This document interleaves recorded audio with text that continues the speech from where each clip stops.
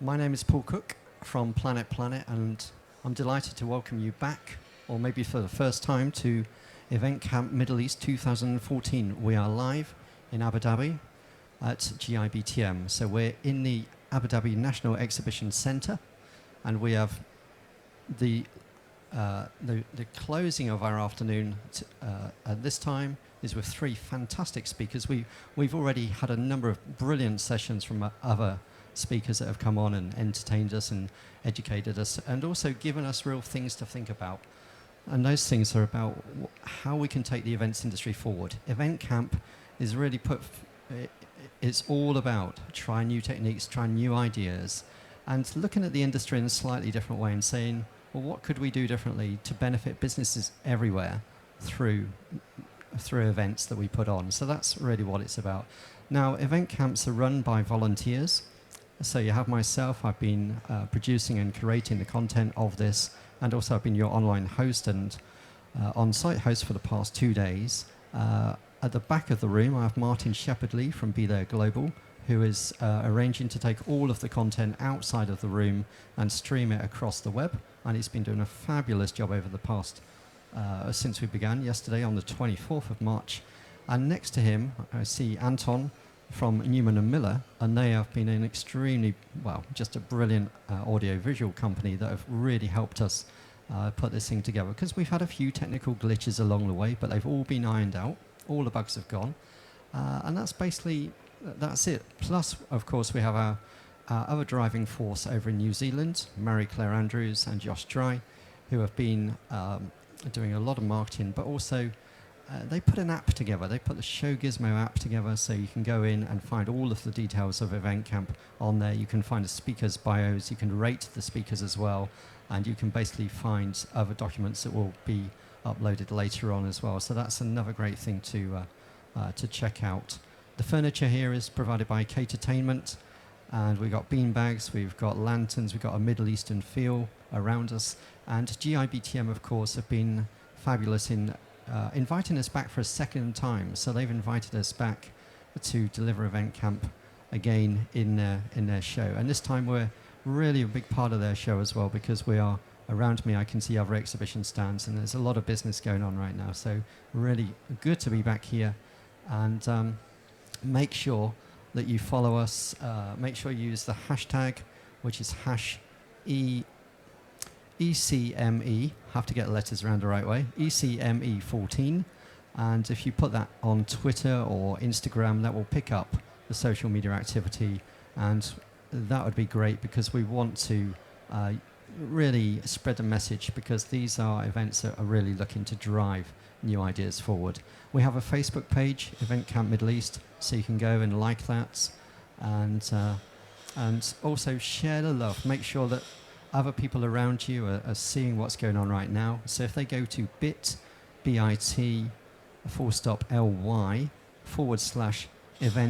CME 14, then they will come to the viewing page. So do share with your friends and colleagues, and make sure that you are really helping us to spread the word. That would be fantastic, because it's for the benefit of the industry overall anyway. So the speakers this afternoon, we're going to start off with Graham Jones in a moment, and I'm going to get a signal from the back of the room in a moment. He's going to come in remotely. I've got that signal, and I can see Graham to my right. So, hello. Graham, good afternoon. Well, actually, good afternoon from Abu Dhabi, but I know we've got a 4-hour time difference in the UK. And just to let you know, outside my window, there's a beautiful blue sky. There's also there's a heat of late 20s, early 30 degrees Celsius. And right now you are in the exhibition. You are live in GIBTM, which is one of the Retravel exhibitions. They've got exhibitions across the globe, but we are here in Abu Dhabi National Exhibition Centre right now. So we are really looking forward to your session. I'm already getting questions from people, so that's fabulous. As an introduction, I was going to introduce you as the internet psychologist, which of course you are.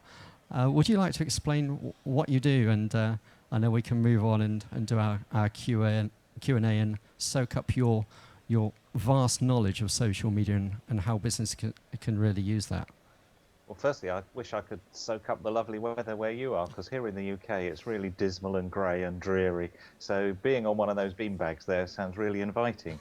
But as a psychologist, I specialise in understanding how people behave online, how they use the internet, and I translate that into helping businesses really connect with their customers, their visitors, their users, to take into account their online behaviour, which is frequently vastly different to what we do in the real world.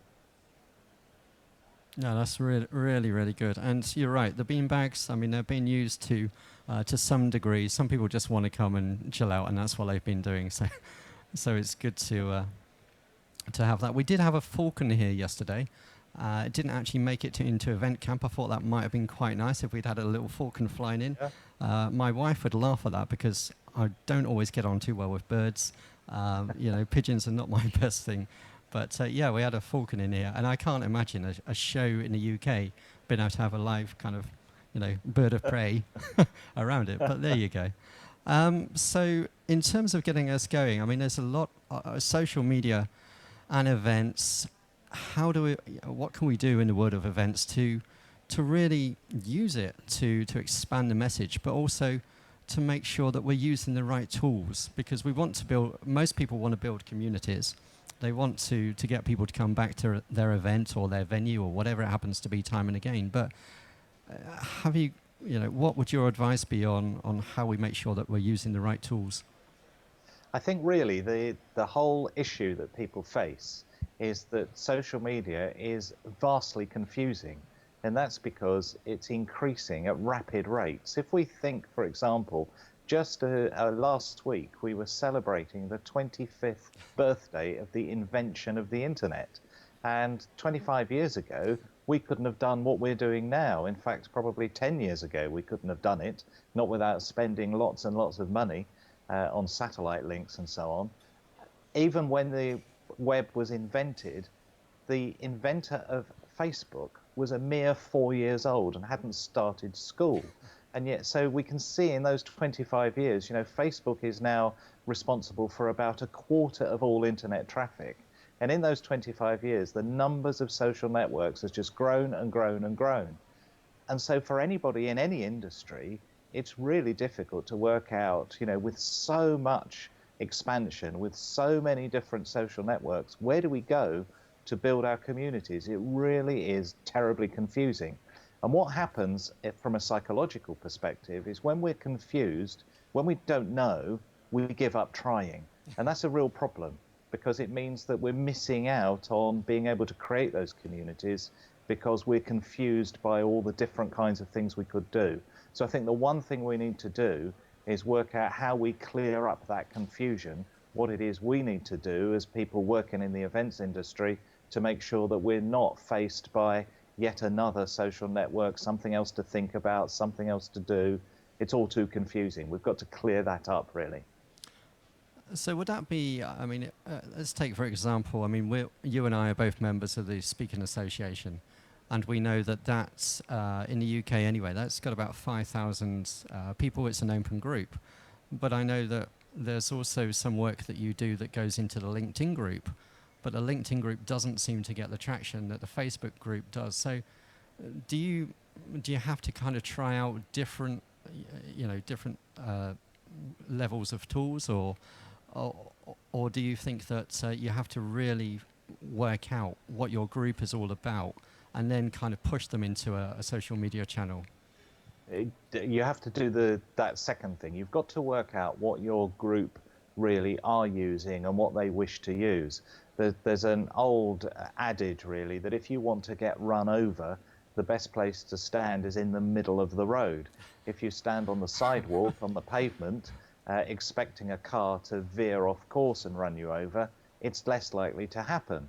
And so it's the same with social media. If you want to get run over by that traffic, by that community, you need to go where they're going. So, for example, if you're running an international event and you're using Facebook, you would hardly get anybody from Brazil, because almost nobody in Brazil uses Facebook compared with a system called Orkut. And so consequently, You need to know where your traffic is. You need to start with your audience. What are they using? Why are they using it? How are they using it? And then you need to work out what you can do as a result. So the first place to work out and to avoid this confusion is starting where your audience is. Right, that's really good. I'm getting some nodding heads in the room. Clearly, you can't see that because we're using a very simple technology today. We're using Skype. Graham cannot see us. He's actually talking to his camera. He's talking to us, of course, but doesn't have the benefit of the nodding heads. So I can be your conduit to what's going on in this particular room. And when you mentioned Brazil, I mean, I think for me there was a little light bulb that just went off and said, "Well, yeah, absolutely. How crazy to try and not to be run down by the car by not being in the road." I mean, we've used very simply. We've pushed Twitter as being a main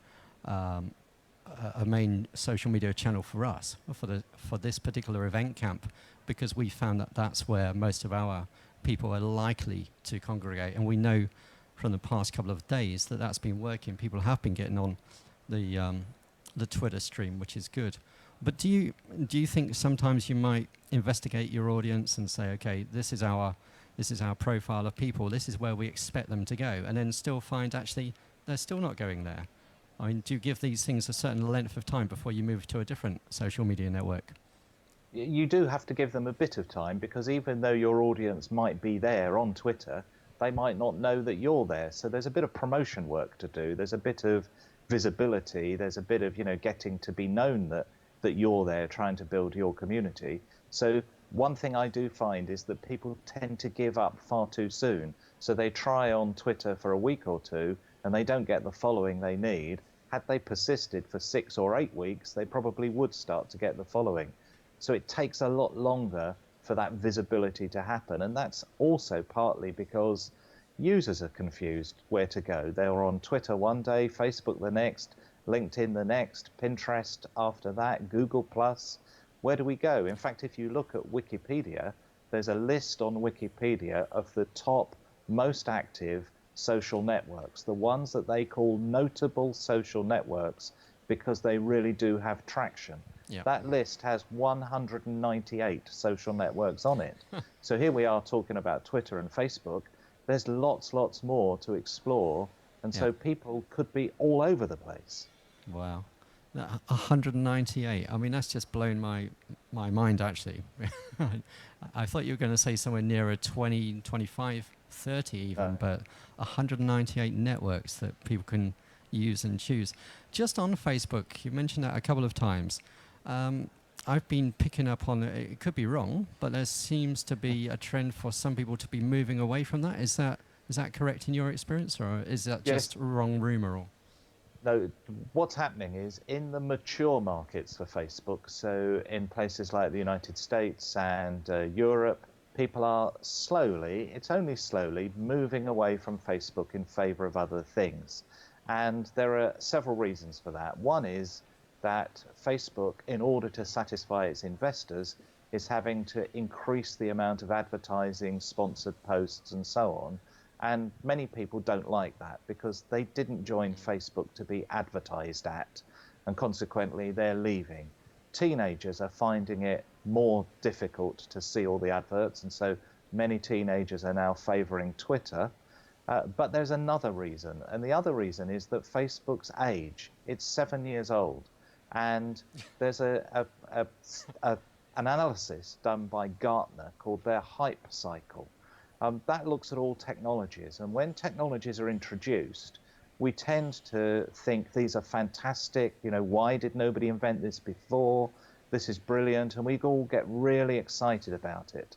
And then once we've got, hyper excited, it reaches what Gartner call the peak of inflated expectations, where we're all saying this is the best thing ever. Why did nobody ever come up with this idea? And then we start to use it more, and we realize actually it's not as good as we thought it was. And the technology then enters something called the trough of disillusionment. It's a very low point on their graph. Facebook has just gone over the peak of inflated expectations and is on its way down to the trough of disillusionment. Now, how long that's going to take, nobody really knows. What we do know is that all technologies that have ever been investigated go through this cycle of interest.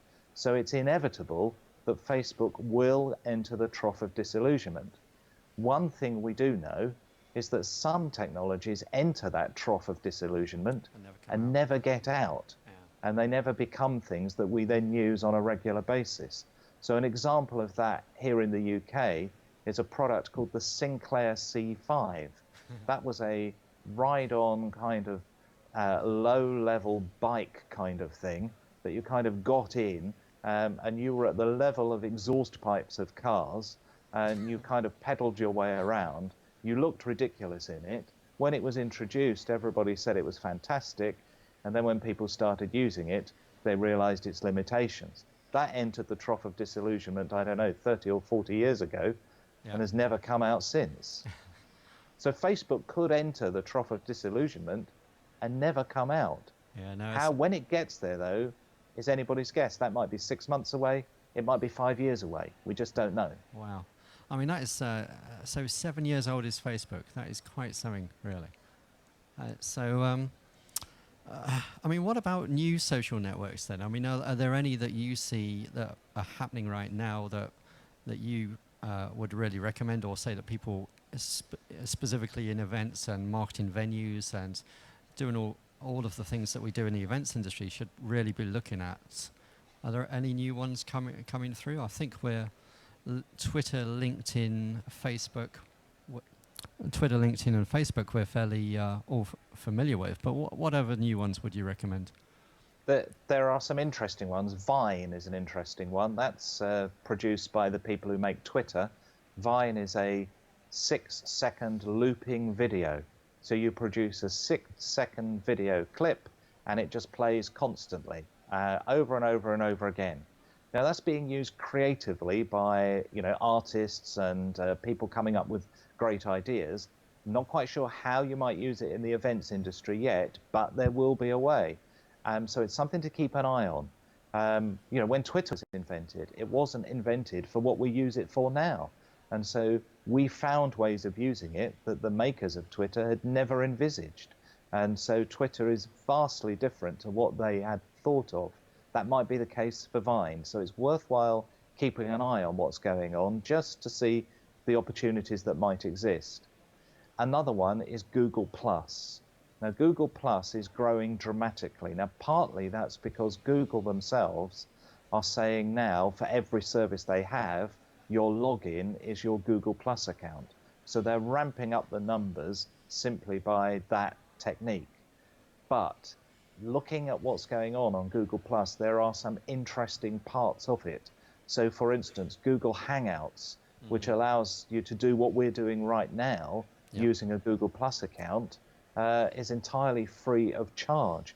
That means the entire webinar industry has a problem because they charge people and Google's doing it for nothing. And so that's something for the events industry to really look at. Plus, people appear to be using Google+ in very similar ways to Facebook. That means as Facebook enters the trough of disillusionment and Google+ is still on its way up in terms of value, you can see that people probably would, at some stage in the future, swap over. So if you want to be, future-proof, if you want to make sure that you are attracting those audiences, then a good place to look at is Google+. Yeah, no, it's a really good point. And Google Hangouts are something that I've been using for a little while now. I think the first time we used them, they were about 5 weeks old. And that was back in August 2011 when we actually did an event camp over in Europe, so just outside of London. We decided, as today, we would try something different, try and see what new techniques would leave for the industry. But yeah, Google Plus has always confused me as to what I would be posting on there. I kind of worked out LinkedIn. Yeah, I could put professional networking information on there. Facebook, I might want to share a few kind of leisure activities, but Google Plus always confused me. But I'm one of those people that's moving more into using that than I am on the Facebook. But what about you guys in the audience? What do you use? What are you finding works for building your either your own profiles or your communities? Facebook, LinkedIn, not so much. Okay, we're getting Facebook and LinkedIn, not so much Twitter for building communities. Any other differences? What do you use, Megan? What? Depends who she's targeting. Right, okay. I'm not going to run over and give her the mic right now because I'm just going to take that right back. But yeah. Well, so what about in terms of the targeting? Should we be looking at going local or global? Because these are global networks, but if we're just appealing to a certain defined territory, do we need to go global? I mean, what advice would you have on that? I think this is probably the most fundamental mistake made in social media and social networking of all kinds. But when we look at people's individual social networks, who they're connected to, when you look at your own connections, you'll discover that almost everybody you're connected to on Facebook is somebody you know in the real world. When you look at the same on LinkedIn, virtually everybody you connect with, the vast majority are people you know and you could see probably every day. And so consequently, very few of our connections as a proportion are actually global. So what we're doing is we're using social networks to extend our local networks and deepen our relationships with people we already know in the real world. So if we're trying to target people, globally, that's not the way people are using social networks. They're using them locally. In fact, there's research that shows the average distance between people on a social network is 10 kilometers. You could walk to all your Facebook friends. You could walk to most of the people you know online. And so the notion that we're setting up global networks is a misnotion. That's not what's happening. It's a false assumption that this is what's going on. So if we're trying to build a community, what we really need to do is to create lots of local communities and then interconnect those local communities. And that's going to work much better. So it means, for instance, if you are running a global event, you'd be better off creating, a group of a community in Brazil on Orkut, a community maybe in the UK on Google Plus, because fewer people there could be interested in Facebook in your target, another group in, say, France on Facebook, another group in Australia on another network. And so consequently, you'd end up with lots of different networks that you would then interconnect. And all those would be local networks, which is what the users want. They want to be able to really have conversations with people they already know. That's a really fascinating point as well. I hadn't. What another brilliant insight. I mean, there's so many notes being taken here right now. It's it's just really good in terms of thinking differently. I personally, I would have thought the same, that we would have had these kind of global connections. But you're right. You can walk to the people that you know in your network. Think of that. Amazing. So I'm just checking a Twitter stream for a moment just to see what's going on there. Have we got any other kind of questions coming in for you? Yeah, no, it's good. So yeah, you're getting lots of nice comments, but no questions coming out at the moment. But Megan's got one. Hi. I just want to know, like, in terms of, you're saying it's all about like building the communities. So if I was trying to, so we're looking more at communities as opposed to individual connections, because obviously, yeah, you're right. I agree. I mean, it is very much whoever you meet, even from this conference, this event, we're going to go back and connect through LinkedIn and it's going to build them, but it's people that we've actually met already. So really we need to then start focusing on communities as opposed to one-on-one connection. I mean, because I know that I get a lot of requests and I don't accept them all. I don't know the person for a start off. It's just like, hey, let's connect. It's like, well, no, I'm not going to connect. Why would I do that? So for me, if I was going to connect to people that I had a connection from Qatar. She hadn't met me. She obviously was researching. I'm in Bahrain. I do events and PR and show Gizmo the app. She has a similar business in Qatar and connected. But I think it's also the communication, the introduction. So she explained who she was, why she wanted to connect with me, and then obviously are there any synergies that we had. And I actually built that and connected with her. Obviously I've never met her, but I can then build that. So do you think like the communication and how you approach people across the channels is important and impactful in terms of making solid connections globally? That's a very important point, actually, because if we forget social networks, if we think of, life before the internet of 25 years ago, we all had to connect with people who we'd never met before. So we would write a letter of introduction, or somebody would mention us to them and would talk about us as the piece of background, and then that person would decide whether or not they would really want to meet us. And it's about that communication. It was about that letter of introduction, and we seem to have forgotten that online. We don't introduce ourselves, we just press a button to connect. And what we should do, for instance, on LinkedIn, you can send a message to say, a bit more about you, why you want to connect with that person, what it is that you think they can offer you and what you can offer them, and why there would be a good reason to make that connection. But all we do is rather lazily just press a connect button or a friend me button without that introduction. In the past, before the internet came along, we did make those introductions. Yeah, that's a really interesting point, and it leads us quite nicely to, if we have all these communities around us, what are we doing or how can we help people to take part in them? Because you can have a number of followers or a number of likes, but really we want people to be doing a little bit more than, we want people to be taking something from that community and really getting involved, don't we? We do, but that all depends upon what you put into that community. And so the one thing that keeps people involved in a community is whether you're saying anything interesting. So if what you're saying on all of these different networks you might have, is if what you're saying is promotional, if it's advertising, if it's boring, then people aren't going to be interested. You've got to provide people with interesting stuff. If we think about a dinner party conversation, that there will be, you go to dinner parties, we've all been to dinner parties where there's a boring person.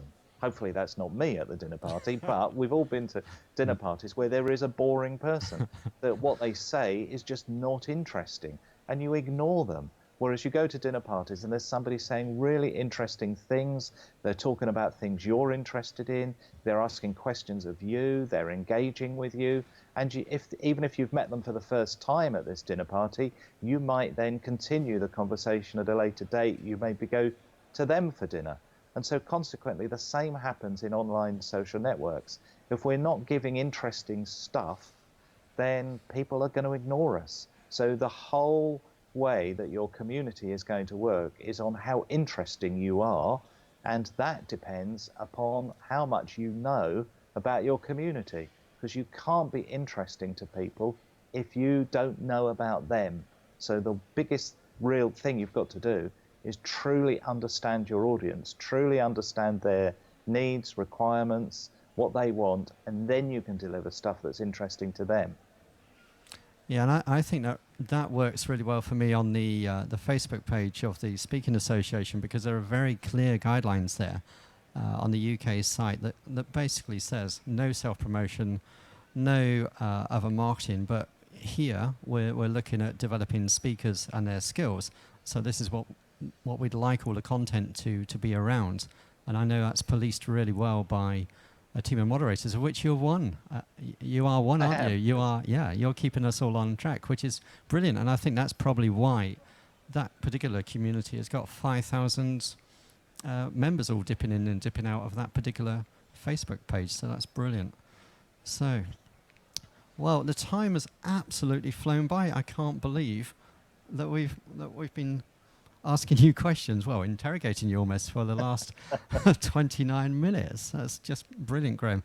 What I'd like to ask, and I'm sure that you won't have a problem with this, but we're encouraging people to ask questions long after this event is finished, because we've been here for 2 days and we want to stimulate some discussion. And I know that I often think of questions after the event. So do we have a what would the best way be for people to connect with you and send you questions? What would you prefer?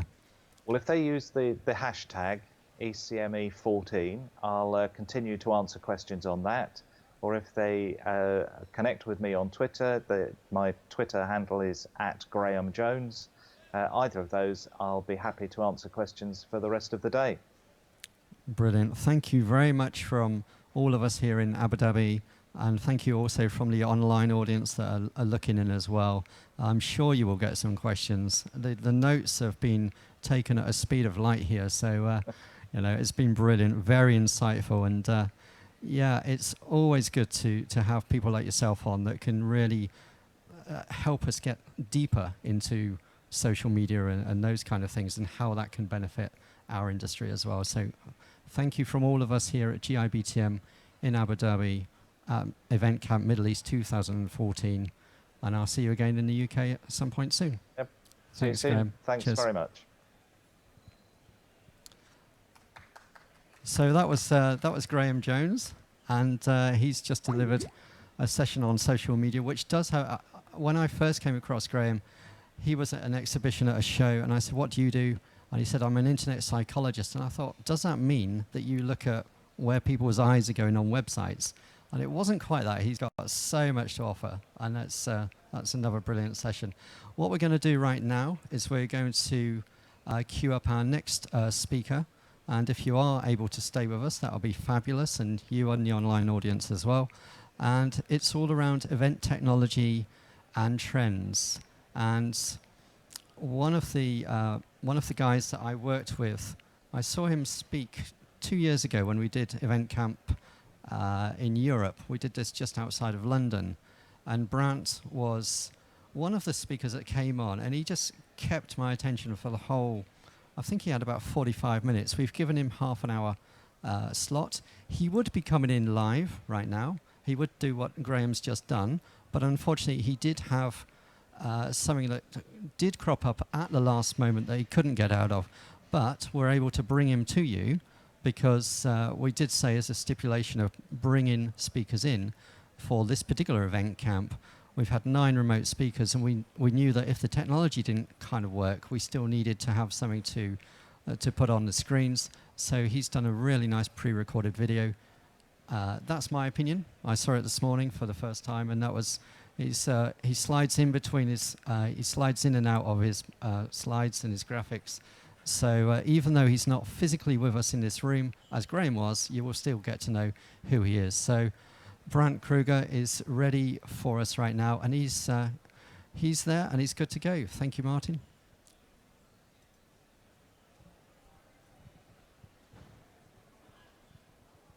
Hello, everyone. Thank you for joining me today at Event Camp Middle East. It is an honor and a privilege to be once again part of an event camp. I think I've spoken to 3 of them now. I really believe in the event camp model. I think it's something that helps foster innovation and creativity in our profession. So I'm a big fan of the event camp model, and I want to say thank you to Paul and to folks like Josh at Show Gizmo and the folks at Be There Global for really being a supporter of event camp and helping to foster that innovation. I've been asked to talk to you today about one of my favorite topics, and that is event technology and the trends and innovations that are coming down the way. So it's really exciting for me to be joining you today. I have good news and I have bad news. The good news is that there are a lot of really cool things, I think, that are going to be released this year. We're going to start seeing a lot of really interesting, really innovative products being released this year and into the next. The bad news is that I think for 2014, we're not actually going to see any of these things really catch on and catch fire and take the industry by storm. At the beginning of the year, my general prediction for 2014 was going to be that we're just going to continue to see kind of the slow and steady trends that we have been seeing over the course of the last couple of years. So we're going to see a general growth in technology as opposed to any kind of hockey stick growth that you might expect. So we're going to continue to see growth in things like event apps. It seems like everybody and their dog has an event app these days. So what I do think is going to happen is that we are going to see continued growth in the use of apps at our events, kind of replacing paper as much as possible. But I do start to think that we're going to see some people emerging as the winners.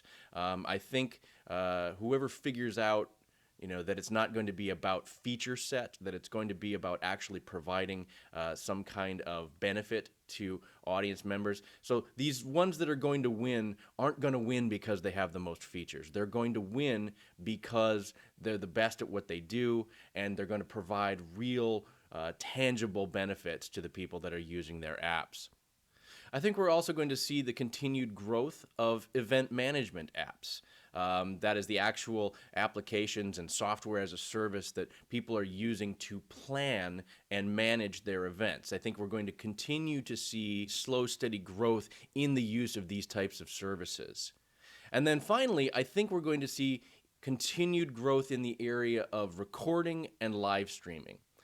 So first off, I mean not just these types of hybrid events, but actually more lean back and on demand. So the first steps that a lot of companies are taking in this realm is to just simply broadcast the events that they're already doing to an on-demand audience or to a live audience. So not necessarily trying to get that interactive experience, but let's just get it out there and get it on demand as perhaps a first step into talking about more of an interactive and hybrid model. There's a lot of these companies are out there. MediaSite has been my kind of old standby. I'm hearing good things about a company called Livestream. And then, of course, we've got the sponsors today, Be There Global. All of these companies are out there doing great things in the live streaming and hybrid audience space, offering more and more ways for the hybrid audience to interact with the actual people there in the room, asking questions, those kinds of things. And so we're going to see that continued trend of actually having those hybrid and interactive events. Now, thirdly, I think we're going to see an increase and that steady trend again of remote speakers, much like what we're doing today. We're going to see more and more of those over the course of 2014 as people realize the enormous amount of cost that can be saved by bringing in a speaker remotely. So we're going to see an uptick in the use of Google Hangouts. That's becoming more and more the platform of choice for a lot of people, especially when it comes to having multiple participants. Prior to this year, Skype has really been the platform of choice for one-to-one calls, but unfortunately we're hearing more and more reports of Skype getting really buggy, of there getting to be lag and interference in the line. So I don't know if that has anything to do with them being sold to Microsoft or if just something's going on with the platform itself, but we're hearing more and more reports of Skype being buggy. Now, there's a newcomer on the scene that I think Tim Chapman has already mentioned, and that's WebRTC, and that's one we're definitely going to be keeping our eyes on. It is an open-sourced, real-time communication that really is giving you browser-to-browser communication. So we're not talking so much about a program that you would run on your computer, but it actually runs in the browser, and that enables you for real-time voice calling, video chat, file sharing, all without any kind of plugins. It's actually kind of part of the spec of the web, or at least that's the goal. Unfortunately, it's currently only available for Chrome, Firefox, and Opera, but if you have any of those browsers available, it doesn't matter whether you have a Mac or a PC, you would be able to load it up in Chrome, and you'd be able to use those tools to communicate to each other. So definitely something to keep an eye on that's coming down the way that we are going to start to see, I think, creeping in and used more and more. We're also seeing an increase in the use of built-in video conferencing technology. And so by that I mean the things that used to be Cisco was kind of the big headliner in that market with their Cisco telepresence service, which is basically video conferencing. Another newcomer, relative newcomer in that market would be Logitech's Life Size, seeing a lot more of those being built in fixed installations of video conferencing systems. But we are seeing some, again, newcomers starting to come to the market at a much lower price point. Google just recently introduced their Chromebox, which is a package of hardware designed to be able to hook up to pretty much any modern television that gives you kind of instant video conferencing in a box. And that comes with an actual Chrome box and a microphone and a camera and everything that you need to just set up a video conferencing system. What's interesting about that is that they came in at $1,000 for the package, which seems exorbitantly high to me based on the hardware that it comes with. And then in addition to that, there is actually an annual fee. The only thing I can think of is that Google thought, well, if we price it too low, corporations aren't going to take it seriously. So I think they priced it right around that $1,000 mark just so that they'd be taken seriously. But for companies that don't necessarily have to have Cisco or want to pay that $1,000, we're also seeing an increase in companies actually going out and buying an Xbox One, because the Xbox One comes with the Kinect camera system that attaches to it. So, you know, they might just want to be able to play Xbox in their conference room, but it does have the side benefit of being able to actually connect via Skype using this Xbox One hardware. Again, very off the shelf, plug and play, easy to use, and much cheaper compared to these high-end video conferencing systems. So it can be an inexpensive way to get kind of the same effect as having these built-ins. Now, why does this matter in our context? Why do we care that more people are putting in built-in video conferencing systems? And the answer is that they then want to use that infrastructure, use those systems as the broadcast point for remote speakers. So we as AV people and production people need to know about these systems, need to know how to tap into them so that we can then broadcast that signal out to the live event. And how do we then get that signal back into those systems so that the remote speaker can see what's going on in the event? And that's why that trend is actually kind of important. Now, you'll notice that none of this technology is particularly new. All of these, like I say, are just going to be progressing on the trend that they already are. And I don't anticipate any major increases in any of them. None of them are particularly new, but there is always a chance for a surprise. Like I say, there are going to be some products that drop this year. I don't anticipate any of them taking off, but there's always a chance for a surprise. And just one that came up recently was actually an app called Crowd Mics. My Twitter feed blew up about 2 weeks ago with people saying, have you heard about Crowd Mics? Have you seen Crowd Mics? Have you tried Crowd Mics? Now, this app has only been around at this time about 3 weeks, so it's very new.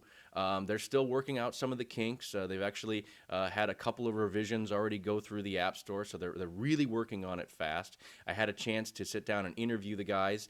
They seem like great guys. And what I love about this app is that it stemmed from an actual audience experience. They were sitting in the audience, and they were having trouble getting mics around to audience members, and they kind of looked at each other and said, boy, wouldn't it be nice if we could actually just speak into our smartphones. And so that's what this app does. It actually does only 3 things. And I'm actually kind of a fan of apps that keep things simple. So it does 3 things. It actually does basic polling. You have the ability to text in a message if you don't actually want to speak in front of the audience. And then there's this built-in microphone capability. So I think there's probably still some bugs to work out just because it's new. But if these guys can get this thing nailed down and bulletproof, I think it's really going to take off. So there always is a chance that somebody's going to surprise you with something that you didn't know is coming. That's why it's tough to make predictions in the technology space especially. Before I tell you, though, the things that I think are going to be coming down the line, closer to 2015, 2016, I want to take a moment because we did have some questions that came in regarding event technology. And the first one was, they said, I love using my pad and pencil at events. Do I really need a shiny new gadget? And the answer is absolutely not. I love technology, but I would rather see someone using old technology really well than I would to see someone using new technology really poorly. So it's very important to know your audience and to know, is this new technology going to make their experience better? Or in the case of event management apps, is this actually going to make your life easier? Are we going to be able to use this technology to make our experience better? So you have to ask yourself, what are the tangible benefits to my attendees if I do implement this technology? I think, unfortunately, a lot of planners come in and they want to turn to technology to add zest to their meeting, that they feel like the meeting's getting a little old, a little boring. What have you got that's new and shiny that's going to make my meeting a little peppier, a little more interesting? And I think that's the wrong way to approach it, because that tells me if your meeting is getting old, if it's getting dry, you might need to address your content, or the style of meeting that you're putting on, or how long it is, or what you're asking of your attendees over the course of those few days. And just adding a little bit of technology can't fix that. It might be a Band-Aid on the problem, but it's certainly not going to fix the core issue. So make sure that you're checking with your audience that they're actually getting a tangible benefit out of that. Another question that we got was one that I get all the time, and that is, where do I go to find the newest technology? And the answer to that is, what I do is that I don't follow necessarily, I'm not trying to find sources for event technology in the industry. I follow Silicon Valley sources, or just tech sources in general from around the world. So I actually listen to a lot of podcasts. I am a big fan of those pre-recorded downloadable podcasts that you can subscribe to on iTunes. I subscribe to probably 14 or 15 podcasts that come out on a weekly basis. I actually cheat. I listen to them on high speed so I can get through them quickly. But most of those have nothing to do with our industry. Most of them are technology-based shows. They have to do with Windows or Mac or Android or tech in general. All of those things are things that I listen to on a weekly basis to try and get an idea of what might be coming down the way. So that's my suggestion, and I've heard other people kind of in the event technology world say the same thing, which is to actively seek out information coming from the tech world as opposed to the event world. Now, the third question that came in was, well, won't a supplier just sell me their products? I mean, where can I find impartial advice, if that's at all possible? And the answer is, it is all possible. What you need to do is you need to check with your peer networks. So whether that's associations, if you're a member of an association like MPI or ISIS, or if you're like me and you're kind of in the unassociation of social media. I hang out with a lot of people online via social media that are in the business that aren't necessarily part of the associations of the world. So find that peer group, find that group of people that do what we do, and hang out with them and ask them, have you ever had a chance to try crowd mics? Have you ever had a chance to try this technology or that technology? And then take advantage of situations like event camp. So go to industry events that are more tech forward, are more pushing innovation and trying new things. So try and seek those out as well. And then finally, look inside your client base to see if there might be a client, or if you're a corporate planner, maybe there's a division that is more adventurous, that is more willing to take chances. We have a major financial client that you would never think. You usually think financial is going very slow, never taking chances, but they have a group within that it really wants to take a chance. And so they are actually going to be doing a full-scale test of crowd mics this week with 200 to 300 iPads out in the audience, all going to give this a try at full scale, even though we haven't really done full testing at full scale. And they're willing to take that risk, and I guarantee you, if it works great, they're going to recommend it to every single other division in that company. So find those opportunities to beta test the technology, and then be sure to get honest feedback as to whether or not it worked for people. So afterwards, be sure to go around and ask them, especially in person, because you're more likely to get honest feedback. How did it work for you? Did it work for you? Did it make it easier for you? Did you like it not having to wait for microphones to come out to you in the audience? So be sure and get that honest feedback when it comes to testing your technology out to see if it actually does, again, have that tangible benefit for you or your audience. Now, there's some specific trends that I'd like to talk about that are coming down for 2015. And the first one is one that's already been talked about a little bit, so I won't go into too much depth, and that is iBeacons. So I think both Tim and Josh have already touched on it, but just in case you're just tuning in now, iBeacons are the Apple-branded versions of these Bluetooth, low-energy Bluetooth devices. And the easy way to think about them is that they are an indoor positioning system. So just like GPS is kind of the global positioning system that can find you anywhere in the world, these little low-power devices can help locate you within an environment. They are capable of going outside, but just it's easier to think of it that way. So that you're going to locate a person's position at an event, and then it's going to be able to deliver targeted information to that person. Now, the potential uses for this are pretty cool. You could use it for navigation to help get you through a trade show floor. You could use it for gaming, so you could actually use it. You have to go to this spot, and then you get a clue from the beacon, and then you go to this spot, and you get another clue for the next clue for the next beacon, and you have to make your way through through an expo hall or through a park that's next door to your venue. My concern about iBeacons, though, is that Apple especially seems to be pushing it as a sales tool. And so I'm concerned that it's going to be immediately overused by advertisers, so that when I walk into a store, it's going to try and sell me pants, or it's going to tell me that there's a drink offer or something like that. And so my worry is that so many people are going to get bombarded by this, by turning it on, that they're going to turn it off. And then that's going to make it very difficult to get people to start turning it back on again for our events and meetings. So I think it's an interesting technology. If anybody can make it cool by sticking an eye in front of it, Apple can do it. But I am concerned that it might get overused at the offset by advertisers. Now, the next major section of technology that I'm looking forward to are the wearables. And the number one king in this area right now, at least the one that's the most talked about, is Google Glass. Mainly because it was kind of the first wearable to make a big splash, for better or for worse. And as a glasses wearer, I really love the idea that I could just look up and get my notifications up in my glasses without having to pick up my phone or even look at a smartwatch that we'll talk about in a second. But the problem is really the cost and the fact that it's extremely limited in functionality. It's got a very short battery life, and yeah, it's great. You can take pictures and you can get notifications, but I haven't seen a lot of compelling uses for Google Glass yet. And I think it's going to take it going mainstream before we start to see the types of innovation that are really going to be useful for meetings and events. Now, the other big wearable that's just on the edge of becoming popular is the smartwatch. Most people are really holding their breath for Apple to come out with a smartwatch. That keeps getting pushed back and pushed back and pushed back.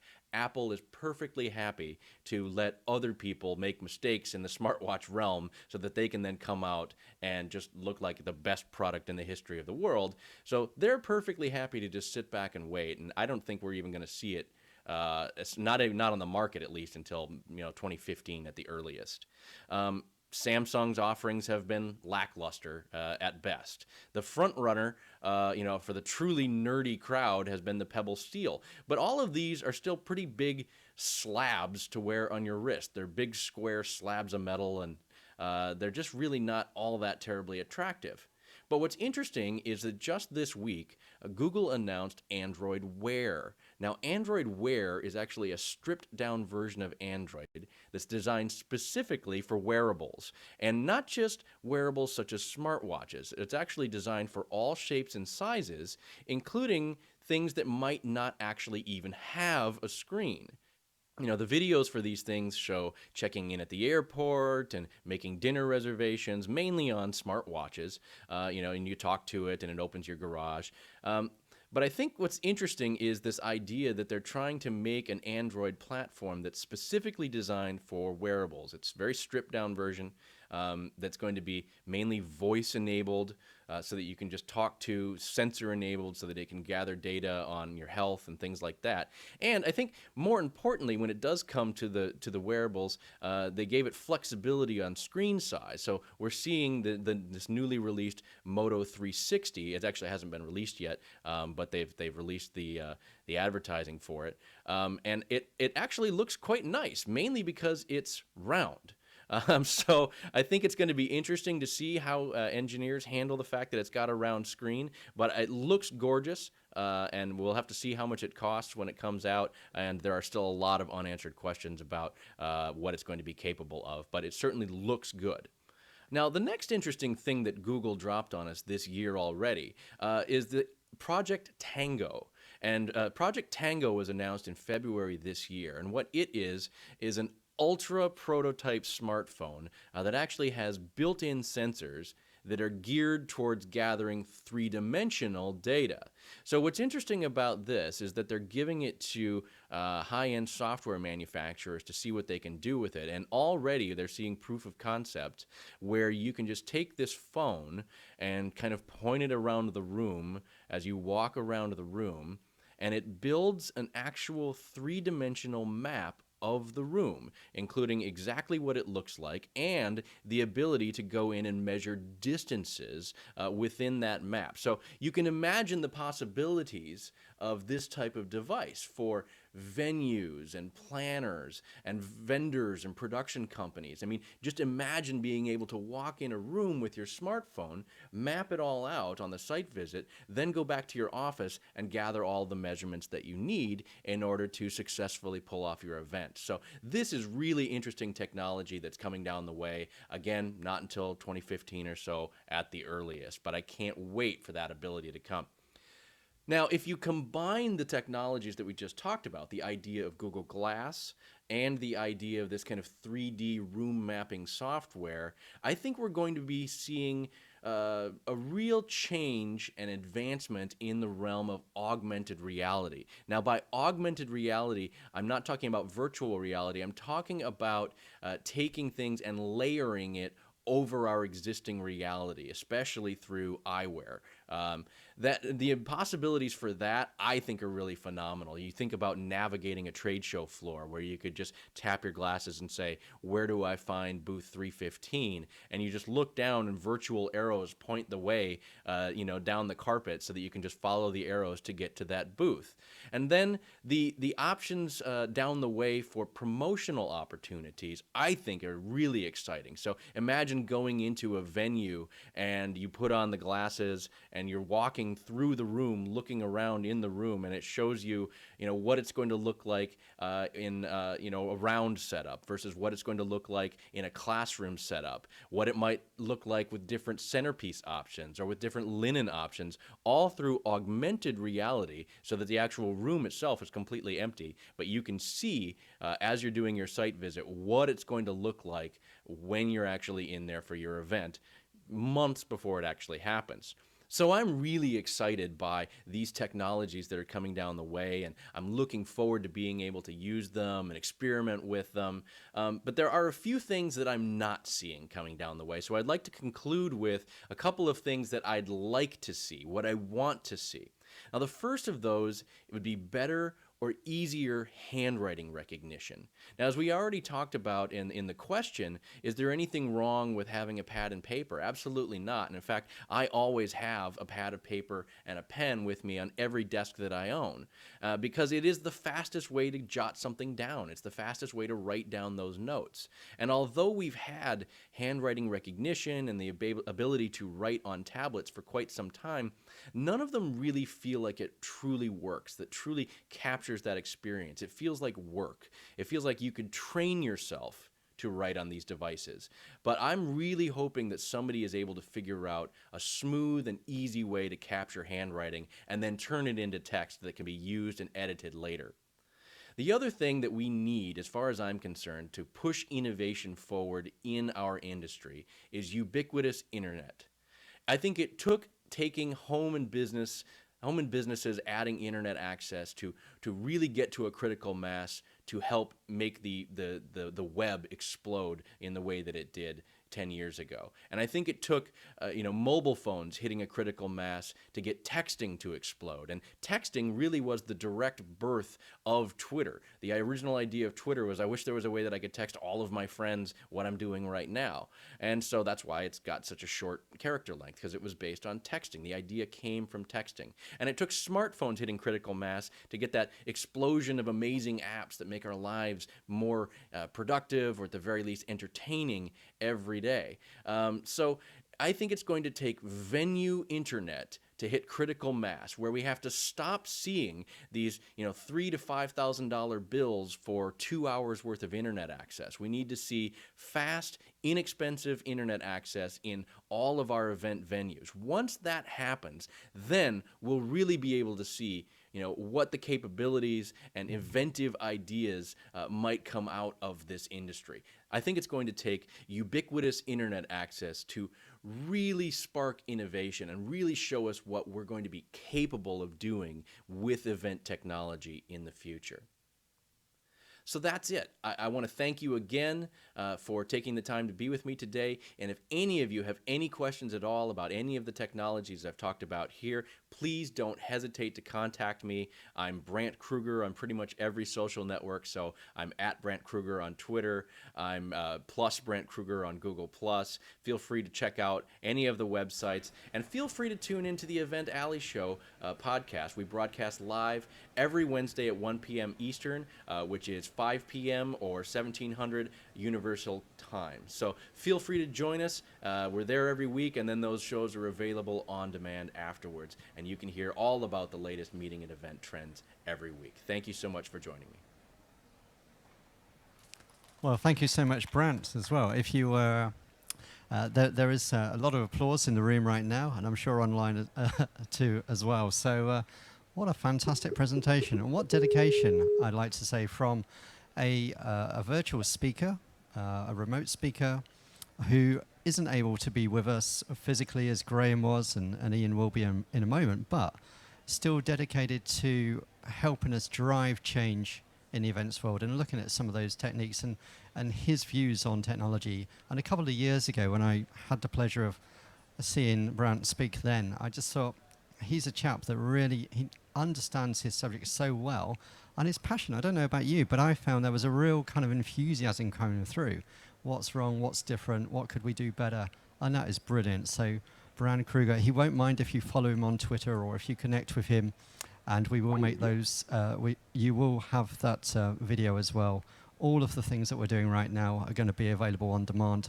So just make sure that you you check into bit.ly/event CME14, and that's where you'll be finding those.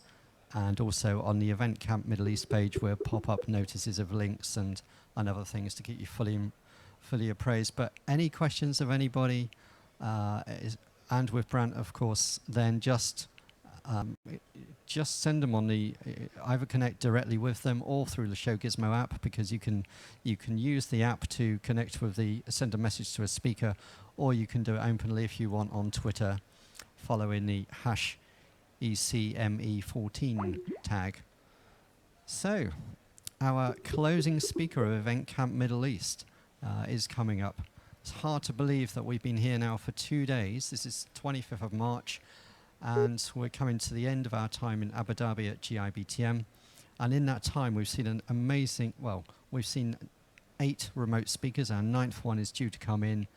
And we were just experimenting. Would this work?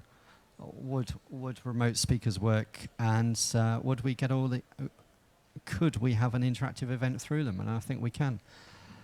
So Ian Brody. Hello, Ian Brody. Hi there. Can you hear me? Well, of course we can. Yeah, no, you're good. You're coming into the room. You're in. I know that it's a little bit less warm, maybe in your neck of the woods. Ian's in Cheshire, in the UK. Outside of my outside of my room right now. We are at GIBTM Abu Dhabi, outside blue sky and lots of sunshine. It's about 30 degrees, not to depress or anything, but just to give you an idea of what the picture is like here. And we are part of the show floor, so you are communicating with people that are... What's happening is people stand around the sides. They don't always come into the audience area, but we've had a lot of participation this afternoon, which has been fabulous. And you are our closing speaker. So Excellent. Great to see you again. The last time I saw you, we actually did an interactive webinar together for the Speaking Association in Thames Valley back in October last year. Not quite as glamorous beaming into Reading as it is beaming into Abu Dhabi, but, No. but nonetheless. Brilliant to see you. What I'd like to do is really want to pick your brains. If I'm really honest, we've been gathering questions over the past couple of days, and I think one that's come out.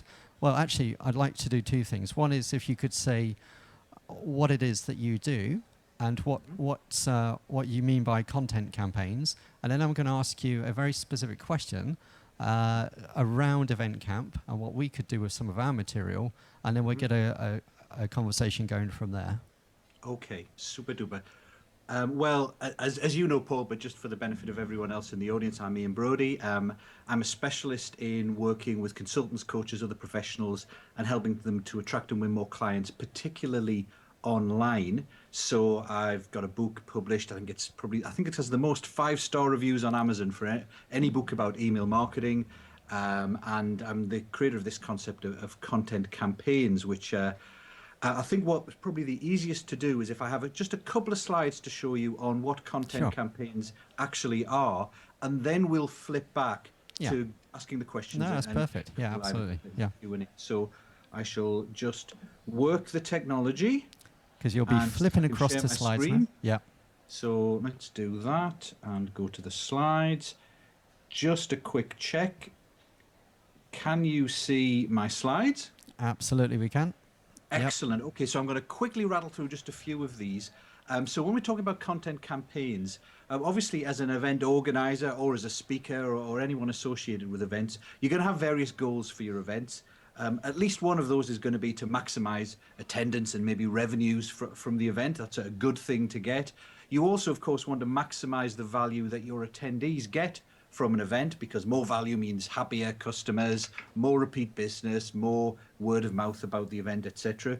You want to maximize the buzz, both at the event, of course, but also after the event. So more and more people get interested in your event, what you've been doing, and therefore you get more interest for the next time.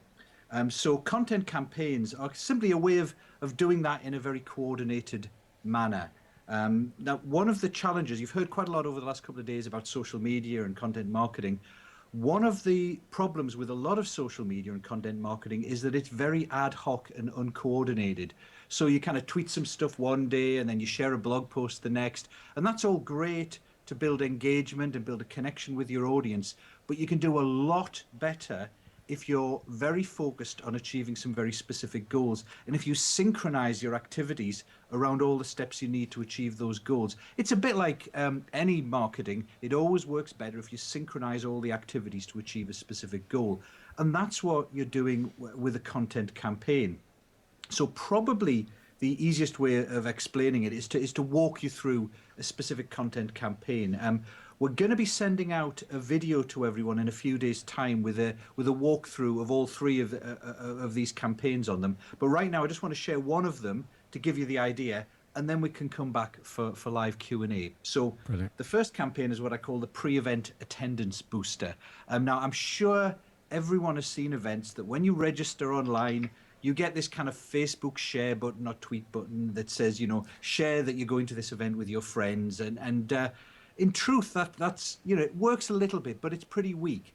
Because why would you want to bother your friends by telling them you're going to an event? There's no real benefit for you in sharing that information, and there's no real benefit for your friends either. The only real benefit is to the event organizer to get people to hear about their event. So you can actually do a lot better than that.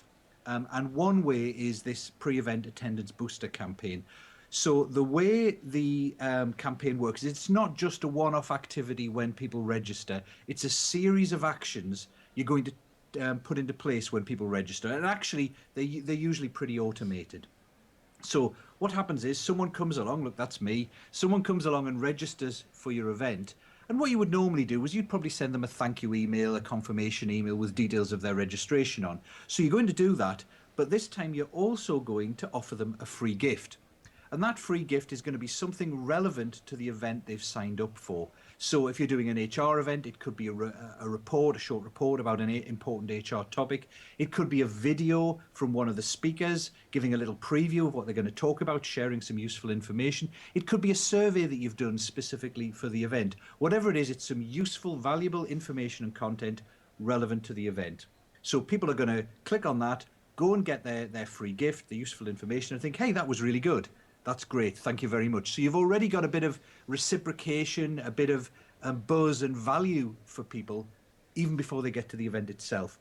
What you're then going to do at the end of that piece of content is you're going to say to them, well, would you like to share this content? And if you do so, you get access to more free gifts just like this one, another video, or you get access to a report or whatever it might be that you've got lined up. So notice there, you're not asking them to share information for no benefit to them or for no benefit to anyone else. Because they've already seen the report or the video and they know it's great, they'll know who they would want to share it with and who would find it useful. And so by sharing it, they're adding value to their friends. They're not just bothering them with a tweet saying, hey, I'm going to this event. So they share that information with their friends. That's my wife, by the way. And when their friends click on the link to get access to the free report or the free video, they go to a registration page where they can get access to the video. And of course, once they've registered, that means you can send them their free report, their free video, whatever it is. But it means you can also send them more useful information over time because you've now got their details, and you can begin to promote your event to them. What you can also do is you can then go around this virtuous circle where you, because they've seen your free gift now, you can say to them, would you like to share that free gift with your friends? So they'll get access to the great free gift and you'll get some more free gifts, some more videos or reports or whatever it might be. So you've got this real virtuous circle going on where just as a result of someone signing up for your event, they get something great for free that's related to the event. They share that with their friends then get access and get informed about the event, and they get the great free thing which they then share with their friends. So real virtuous circle going on. And you can typically rinse and repeat that with 3 or 4 different pieces of content before any event. So for every event you've got going on, you're suddenly sharing news about that event or useful information really before that event with a wider and wider community, but people are signing up so you can then promote the event to them. Now the key here is twofold. One is the content you share has got to be valuable, of course, but it also has to be relevant. So if you're doing an event about HR issues, it's no good sharing information about marketing, no matter how valuable it is, because it won't attract and it won't be shared with the people who would be potential attendees at an HR event. And you have to make sure that when people sign up, you don't bombard them with purely promotional messages about your event, or they'll just unsubscribe very quickly. You've got to send really useful, valuable, and interesting information to them, more content, and embed the promotion of your event more subtly in that. So what you could do, for example, is you could send an email saying, hey, one of our speakers at the upcoming HR conference is whatever their name is, and here's a clip of a recent talk they did where they share some really brilliant insights on a particular topic. And then underneath that video or on the email, you then say, hey, if you'd like to go and see them live, you'd like to ask them questions and get more in depth, then sign up for the event. And you give a link to the page where they can sign up for the event. So you're not just saying, hey, sign up for this event. You're foreshadowing and showing them what they'll get at the event, a little taster of what they'll get at the event to make them much more motivated to sign up. But also they get value from that video itself. It's not just a video with someone saying, hey, you should sign up for the event. It's a video of someone giving useful, valuable information to them. So they're very positive about it. And again, they're likely to share it with other people and the virtuous circle continues. So really, that's the essence of content campaigns. I'm just going to switch off the screen sharing, go back to the video. Have you got me back? We certainly do. Yeah, we certainly so have. that's as I say, that's a kind of overview of what content campaigns look like. They're fairly simple. The key is really just to synchronize your content and your social media activity all aimed at specific goals. And that goal could be getting people to an event and getting more people to hear about it. It could be to enhance the experience of people at an event by sending them useful information to warm them up, ready for the event. Or it could be to get a lot of buzz after an event. So you're sharing some of the content that was created at the event with the attendees afterwards that they will then share with other people and generate a lot of buzz about the event ready for the next event.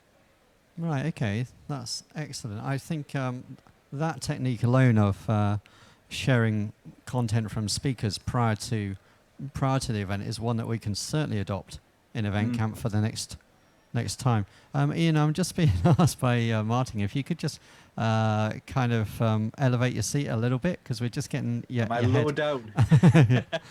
Maybe it's easier to lower the camera. I hope you haven't been staring at the top of my head. No, you're absolutely fine. We would tell you anyway. We wouldn't let you do that live on the show floor in Abu Dhabi. But no, really interesting. So we could have come along to you and taken snippets of some of your video and said, right, this Exactly. is Ian. This is what this is where he was before. And because we've had 9 remote speakers in over the 2 days, and we've had 1 live speaker, we could have done that for all of our people. So that's a really cool technique Absolutely. for And the of course, next all time. speakers these days have a ton of information and videos of them speaking. Many speakers like to prepare something specifically. So in particular, if you want to warm people up and get them excited about an event, I don't know if everyone in the audience knows a guy called Marshall Goldsmith is one of the leading leadership speakers and trainers in the world. What he typically does with his events, where he's doing, say, a whole day event with an audience beforehand, is he's got some standard videos he'll send them to that give them a kind of an intro to the event itself. And the nice thing about that from the speaker's perspective is that often with an audience, you've got people at varying levels of experience and expertise. And if you don't watch it, you're either pitching too high or too low in terms of the level of expertise. But if you send them a couple of videos or some material in advance, you can get everyone up to the same speed, so you can have a much more coherent talk. And what he also does is he sends them a kind of questionnaire or a survey, so he does a diagnostic about their leadership style. So that means he can tailor his presentation to the people who are in the room. So whenever he's speaking to a group of people, he's already checked with them their different leadership styles. He knows the problems they have and the specific things they want to achieve and the different types of style they have. So he can talk exactly to their problems and challenges and make it a much more valuable event because it's really tailored for them, because he sent them this content in advance. Yeah, no, I really like that. I think that's a little bit of a challenge, though, for some of the public events, especially in exhibitions, because you don't know who's necessarily going to be coming in, and you don't know who might be online as well. But That's true. the idea of, okay, there's some of my material, and this is what I'm aiming at. This is at the level is really good, and I think we're probably getting to an area now with speakers where you almost want the delegates to come and be aware of that material, so that you can have this kind of Q&A session that we're doing right now, so that you don't have to have the presentation and then think of the questions and then go away and think of something else. You've got more of a rich debate going on. So I see that as a trend coming in. That's a really good point, Paul.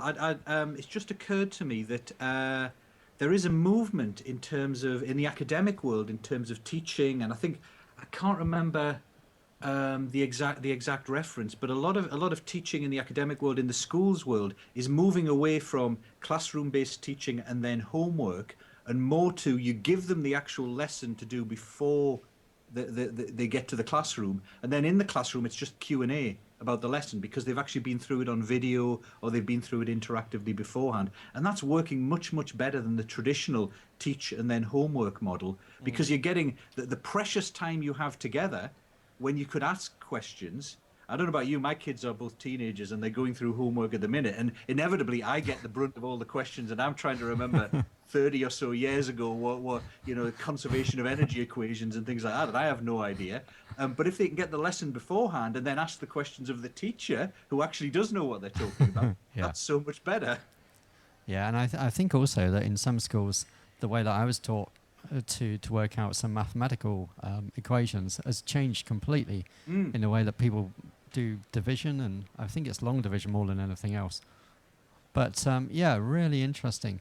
What I'd like to ask you from this event camp perspective, because this is an experimental event, what we're looking to do, Ian, is to put out some new ideas or different ways of thinking that other people in the events industry can then take forward, and they can use for their own clients. What we've been doing here over the last 2 days is capturing all of the speakers. Martin Shepherdley from Be There Global has basically been streaming out, so you will have seen some of this online. People will have picked that up. It will all be available on demand. So we know we've got some content there that we can use. We know that each specific speaker slot is just a self-contained item. So what could we be doing for the next time round with that? It's basically post material now, but I understand what you're saying about a coordinated campaign, but what would be some easy things that we could do with that, do you think? Okay, well, the first thing obviously is to check with the speakers and get permission. But I think, nowadays most speakers are very happy for their material to go out, especially if it's credited. And it brings people both back to the event, but also to them as potential people to hire for another event, etc. So, but you do have to, cover your bases and make sure the speakers are very comfortable with that. I think the way to envisage it, I sometimes call it a post-event buzz booster, but another way of thinking of it is a "I wish I'd been there" campaign. So what you want to do is think of the potential audience for your next event that you want to run that's similar, that's got a similar audience type, and think, what could we do to make them wish that they'd been there? So that would consist of looking at some of the material you've developed. Now, the truth is, for someone who's been to an event and they're remembering all the great things that they saw at the event, they probably want to have access to all the material so they can recall and, oh, there was a great point that speaker meant. Some people who weren't able to make it but who wanted to go, they'll want to see all the material as well. But for people who weren't at the event, who don't know how good it was, they're probably not going to want to sit through absolutely everything there was. They just won't do that. So what you have to do is you have to really focus in and narrow down and almost edit and pick out some of the very best highlight moments. And you're looking for variety as well. So what you're looking for is some sections in different speakers' talks, for example, where real aha moments went off, where you can make a real impact instantly if someone was to watch that on video. So a lot of the stuff we share, for example, is details. So we share some details in a detailed point that's highly valuable if you're interested in that point. But if you're not interested in the details yet, it's not going to really grab your attention. On the other hand, sometimes the things speakers share, you see it and you go, oh, I just hadn't thought of that. Of course. That's a whole new way of looking at things. Those are the sort of things you want to capture in little clips and get those out, share them with your current audience, and ask them to share it with other people who they think might be interested. Now, you can do what I said in the pre-event attendance booster campaign, where this very simple technology allows you to kind of gate the shares. So you share something useful with someone, and in order to get more useful stuff, they have to share it, and then that unlocks the extra useful stuff. So with one print, you could create a sequence of 3 or 4 videos with great light bulb moments on them. We call it the light bulb moment video series from the event. You share the first one with people, and in order to get access to the second, third, and fourth, they have to share it with other people. And then that sharing continues, that those people you share it with get access to it, they sign up, and to get access to second, third, and fourth, they have to share it with other people. So you kind of build that viral thing going on. The other thing to do is to build in not just the speakers, but build in the reactions. So see if you can interview some people who were at the event and what they thought, and intersperse that. So there's nothing better. I used to hang around with a whole load of professional magicians. It was a hobby of mine for a long time. And they always say when they're doing their own marketing material, they're absolutely right. One audience reaction shot with the audience clapping or laughing, etc., is worth 100 shots of the magician doing a clever pose with the cards or whatever it might be. And it's similar when you're trying to build some buzz about an event afterwards. If you want people to think, I wish I'd been there, then you share brilliant content, but you also share what some of the attendees thought. So if you ask people what was the most useful thing you got from it, would you come again? Would you recommend this to your friends? If you were to tell people one thing you learned at this event that you found really useful, then get people to share that. And that's something else that, again, you're always trying to add value to the people watching the video. It's one of the key things about content online is if it's purely promotional, people switch off fairly quickly. But if you embed the promotion in something useful, so you ask people, what was the most valuable thing you got from this conference? when they share that, it will be valuable to the people they share it with because it was a valuable thing, but their enthusiasm for the event will come through and people will realize, yeah, I really ought to be there for next time. Yeah, no, that's brilliant advice. And we've had certainly some great tweets over the last couple of days coming in, which we could capture as well. I guess capture, so. You can kind of overlay those on videos video. or put them underneath and stuff like that. Yeah, whenever you share content, you can always what you can always do, for example, is if you share a video of useful content, which is the thing that people are first going to come for. People are always going to come first for information that helps them solve a problem or achieve a goal or is something they're initially interested in. But once they're on that web page and they watch a video with some useful information or they see a report, they're very happy to scroll down, and there could be other stuff on there like the testimonials, like the tweets, etc., that they see while they're there. So, someone wouldn't click on a link in an email to come and see all the great tweets about the event. No one's going to click to see you promote your event, but they are going to click to see, here's a 5-minute clip of the most valuable things that Ian Brodie said at the event. One attendee said, "This has changed my life." You'll click on that, and then underneath it can have some other tweets about the event, and they'll read those while they're there. Yeah, no, that's really good advice. I think it's... and if anyone wants to tweet right now, Ian Brodie's just changed my entire life. Well, we could tweet that. To do so, and then we'll get it up and promote it after the event. I think we've just added to Martin Shepherdsley. Shepherd. I think we've added to his post editing for the light bulb moments from Event Camp Middle East 2014. I think that's a fantastic title, which we're not going to steal. But no, that's really cool. And I know also I've got Abigail Cannons and Lois Hall with us in the audience right now, and they've been putting on. They do the show.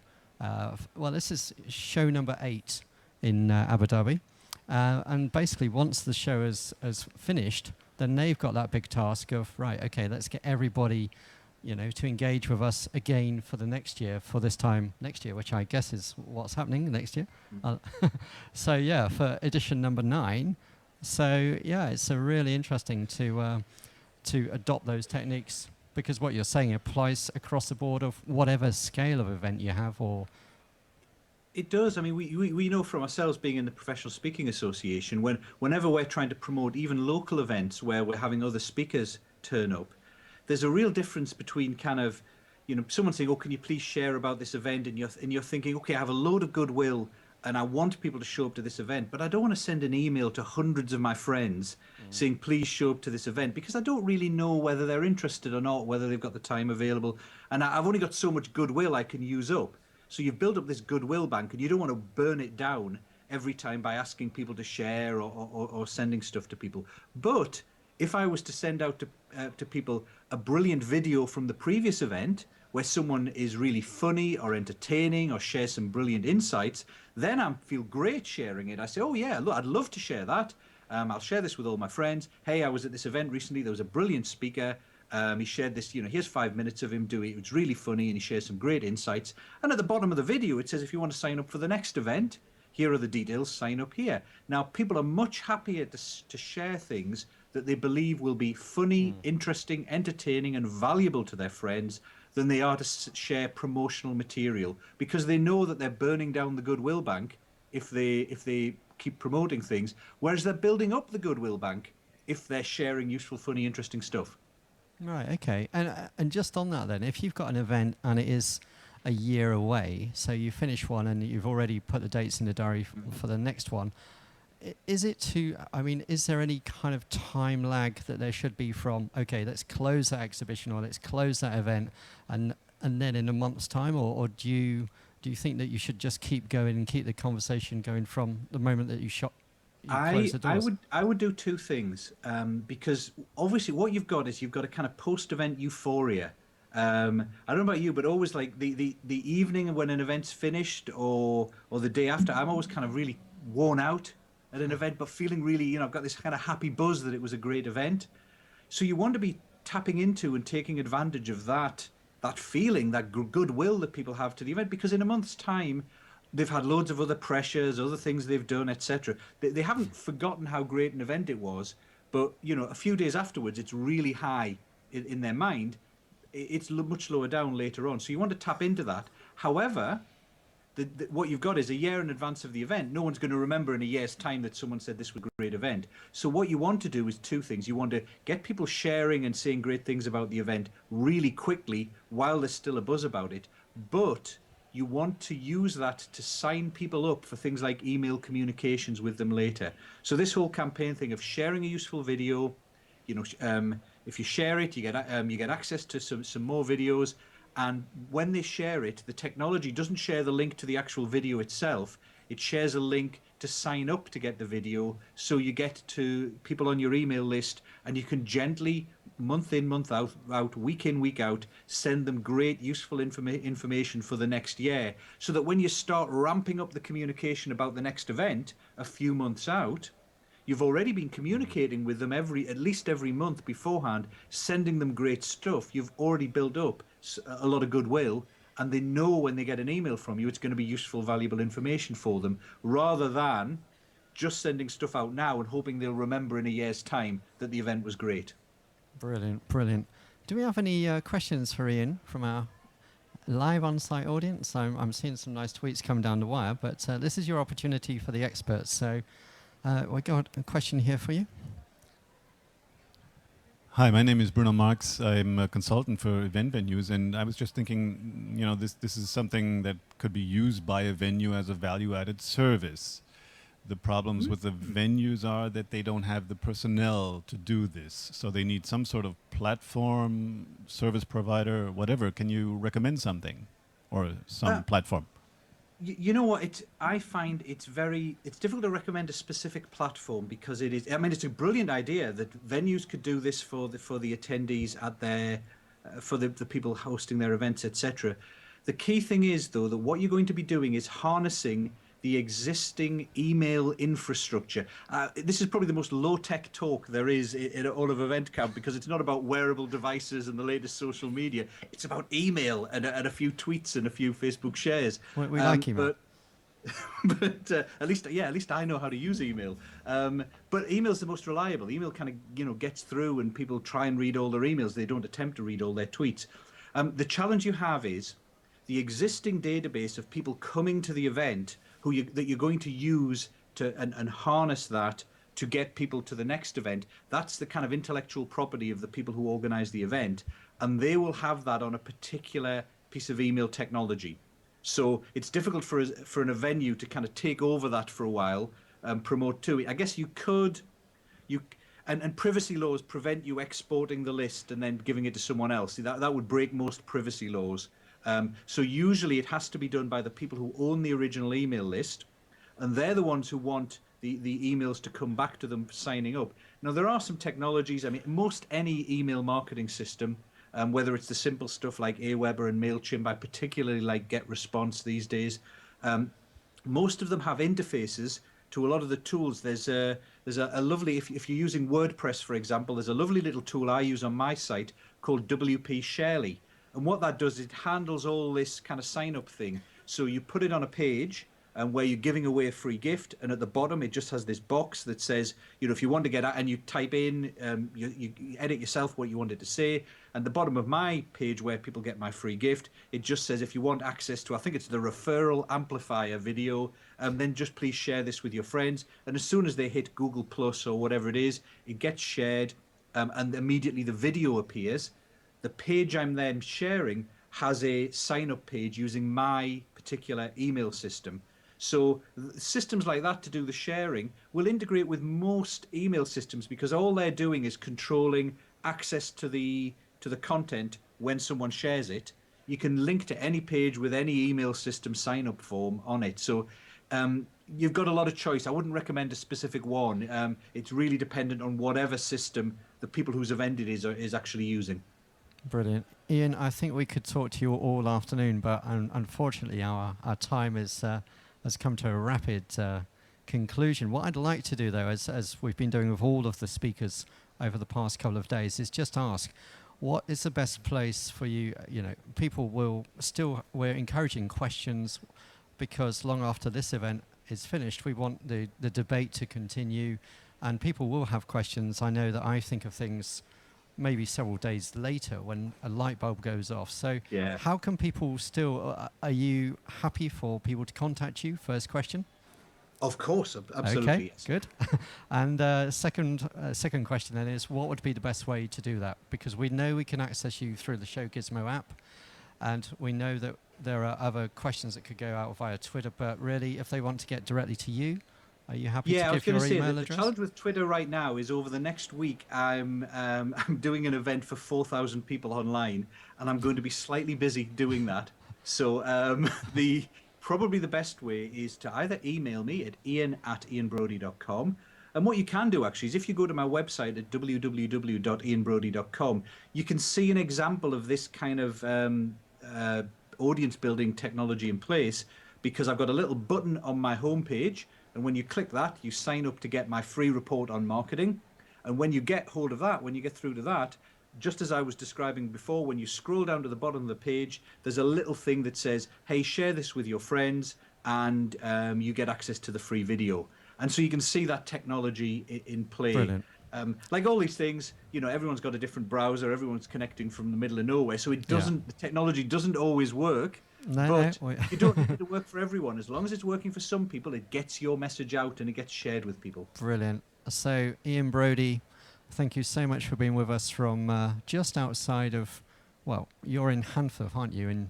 I am. It's just south. It's about 10 miles south of Manchester. It's in sunny Cheshire, just south of Manchester. Sunny Cheshire, all the way Actually, over not to. so sunny Cheshire. Not so sunny Cheshire. I've just looked out of the window. Well, we're speaking to you from sunny Abu Dhabi, so it's been a delight to have you this afternoon. Thank you for being our closing speaker for Event Camp Middle East 2014 from GIBTM at Abu Dhabi. And I wish you well and see you soon at another event. Thank you, Paul. It's been a real pleasure. So, Ian Brody was our final speaker of Event Camp Middle East 2014. You can, these sessions have all been recorded. They're all available on demand. And the link is bit/, I have to keep remembering this, ly/event CME14. I do get the dash and the comma confused at times, but they're going to be available there. I'd like to thank Martin Shepherdley from Be There Global for streaming all of this content and for doing all the editing and for all the work that's due to be done to make this a really final product, who's been working tirelessly at the back of the room, along with Newman and Muller, who have basically provided all the audio-visual. Thanks also for Catertainment for providing the beanbags and the lanterns, and to create that event camp feel, which is fabulous. And our friends at Show Gizmo for doing a lot of behind-the-scenes work and providing an app for this particular event as well. But I'm delighted now that I can just have a word with a very busy lady, who is Lois Hall, who is in charge of everything here at GIBTM. So, Lois, would you like to come up?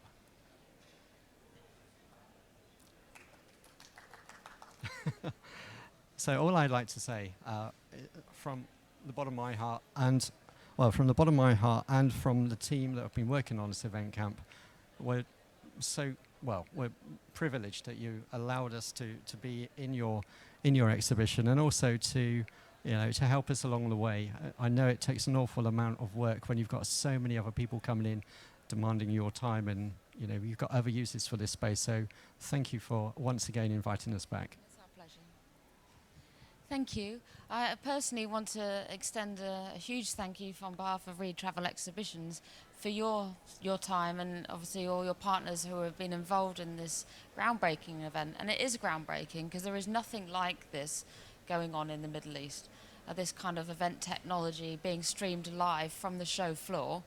It's pretty unheard of, isn't it? So thank you very much to everyone who's taken part, all the speakers that have tuned in live from, I'm sure, many parts of the world, especially with the different time differences. We really appreciate it, and I really feel very proud that we can, as a team, and we are a team, offer this to our participants, and it's such a rich offering, being able to educate the market on these new technologies. So from all at Reed Travel Exhibitions to all our speakers and sponsors and friends that have joined us here, thank you very much.